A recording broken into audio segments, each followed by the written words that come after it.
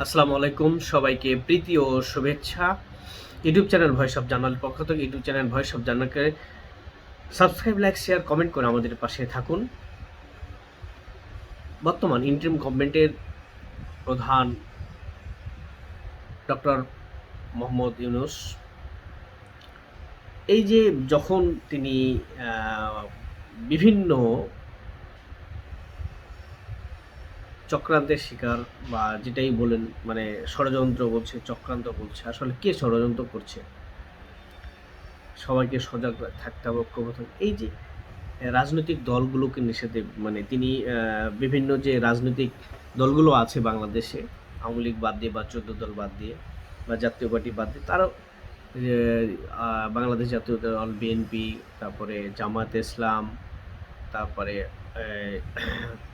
এই এনসিপি, আরও যে ছোটোখাটো দল আছে, গণ অধিকার পরিষদ সহ আরও যেসব দল আছে, সেগুলোকে নিয়ে বৈঠক করছেন, বিপদে পড়ছেন, বৈঠক করছেন। কিন্তু আসলে এই বৈঠক খেলা আসলে কি ডক্টর মোহাম্মদ ইউনূসের পায়ের তলায় মাটি নেই?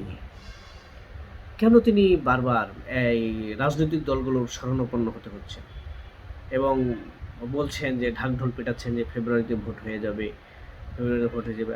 আসলে ফেব্রুয়ারির ভোট হবে কি হবে না এটা সময় বলে দেবে। নির্বাচনের সময়ের আগেই সেটা বোঝা যাবে, ভোট হবে। বাংলাদেশের আক্ষরিক অর্থে যে বাংলাদেশে ভোট হওয়ার কোনো ভোট, জাতীয় ভোট কেন, কোনো ভোটই হওয়ার এখন সেই অবস্থায় নেই। আইন শৃঙ্খলা এত লাজুক অবস্থা।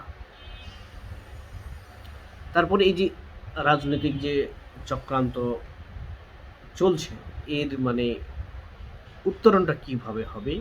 তারপরে এখন যে বর্তমান উপদেষ্টা আছেন, আমরা গুঞ্জন শুনতে পাই বিভিন্ন সোশ্যাল মিডিয়ায়, আলোচনায় শুনতে পাচ্ছি আমরা বা দেখতে পাচ্ছি। এগুলো সবই অসমর্থিত সূত্র বলা যায়। এগুলো কোনো যৌক্তিক কোনো তথ্য নেই। তারপরে বলতে হয় যে বর্তমান ইন্টারিম গভর্নমেন্ট খুব ভয়ে সন্ত্রস্ত। কারণ কী হবে তাদের? এক্সিট প্ল্যান কী তাদের? ভোট হলে, ভোট যদি না হয় তারা কিভাবে কী করবে?